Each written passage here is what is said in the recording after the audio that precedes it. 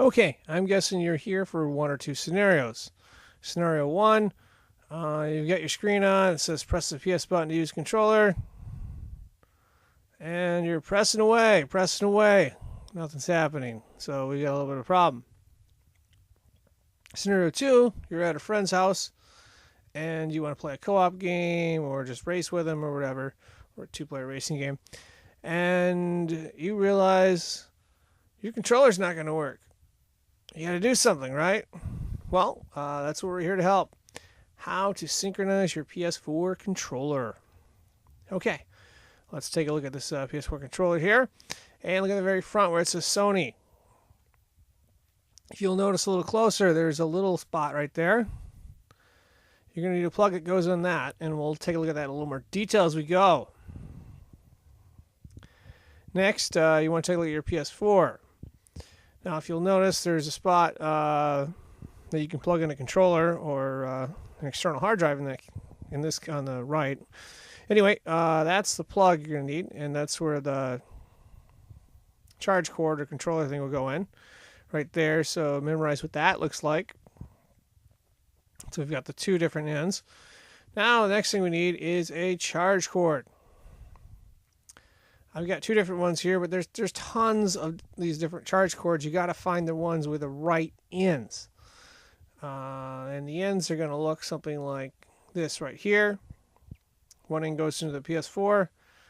The other end goes into the controller. So you got one end right there going to the PS4. And the other end going into the controller right there.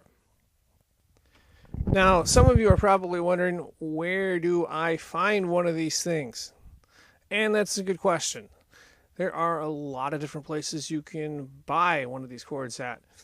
I happen to buy these at the dollar store, but there are thrift stores. There's major retailers like Myers, Walmart, Kmart might have it, Target, and so on. You could build a big list there.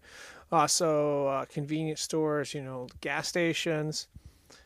Let's see. Also, if you go to a place that sells cell phones or tech stuff, they're gonna probably have it.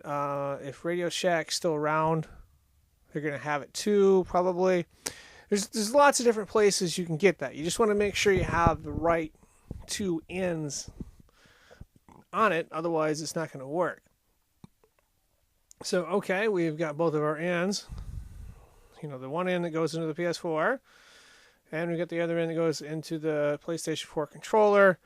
Just make sure you have the right ends when you go to the store. You don't want to purchase the wrong cord, because there's a lot of different cords that are sold, charge cords. So make sure you get the one that fits into both of these. If you have to take a picture of this with you, take it with you so you know.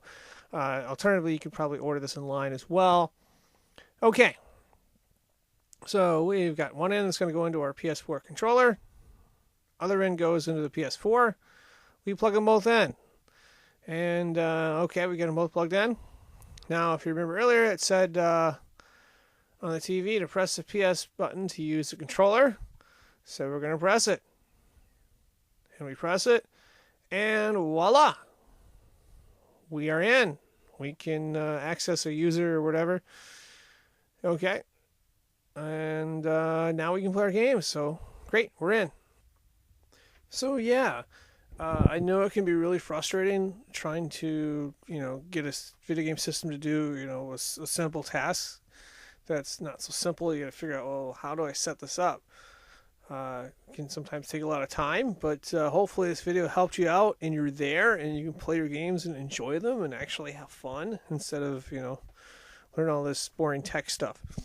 So, yeah, that pretty much wraps it up. It's me signing out.